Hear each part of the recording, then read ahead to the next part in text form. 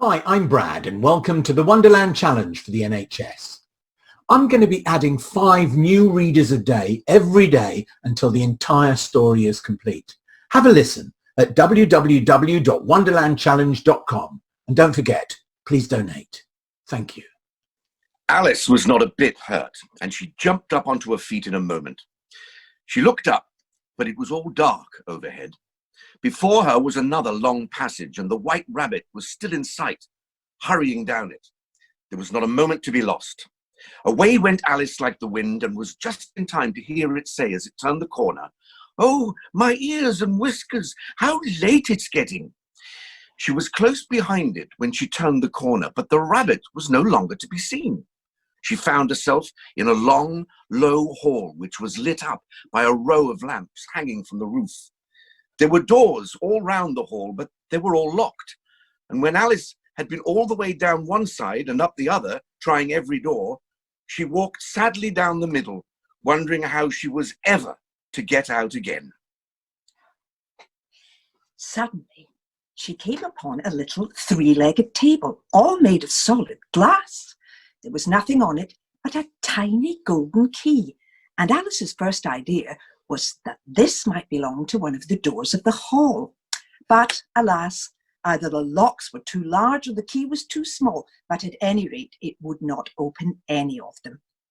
However, on the second time round, she came upon a low curtain she had not noticed before, and behind it was a little door about 15 inches high. She tried the little golden key in the lock, and to her great delight, it fitted. Alice opened the door and found that it led into a small passage, not much larger than a rat hole. She knelt down and looked along the passage into the loveliest garden you ever saw. How she longed to get out of that dark hall and wander about among those beds of bright flowers and those cool fountains. But she could not even get her head through the doorway. And even if my head would go through, thought poor Alice, it would be of very little use without my shoulders. Oh, how I wish I could shut up like a telescope. I think I could, if only I knew how to begin. For you see, so many out-of-the-way things had happened lately that Alice had begun to think that very few things indeed were really impossible. There seemed to be no use in waiting by the little door, so she went back to the table, half hoping she might find another key on it, or at any rate a book of rules for shutting people up like telescopes. This time she found a little bottle on it, which certainly was not here before, said Alice, and tied round the neck of the bottle was a paper label with the words "Drink Me" beautifully printed on it in large letters. It was all very well to say "drink me," but the wise little Alice was not going to do that in a hurry. "No, I'll look first," she said, "and see whether it's marked poison or not."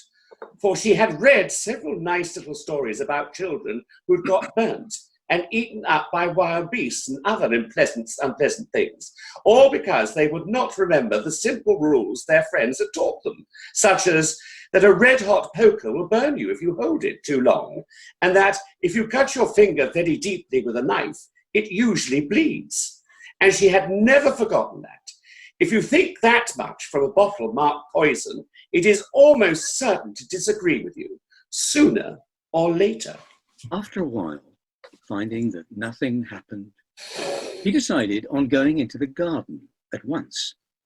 But alas for poor Alice, when she got to the door, she found that she had forgotten the little golden key. And when she went back to the table for it, she found that she could not possibly reach it. She could see it quite plainly through the glass, and she tried her best to climb up one of the legs of the table, but it was too slippery. And when she had tired herself out with trying, the poor little thing sat down and cried. "Come, there's no use in crying like that," said Alice to herself, rather sharply. "I advise you to leave off this minute." She generally gave herself very good advice, though she very seldom followed it. And sometimes she scolded herself so severely as to bring tears into her eyes. And once she remembered trying to box her own ears for cheating in a game of croquet she was playing against herself. For this curious child was very fond of pretending to be two people. But it's no use now, thought poor Alice, to pretend to be two people. Why, there's hardly enough of me to make one respectable person. Soon her eyes fell on a little glass box that was lying under the table. She opened it and found in it a very small cake, on which the words, "Eat me," were beautifully marked out in currants. Thank you so much, everybody. Go to www.wonderlandchallenge.com to have a listen and to donate.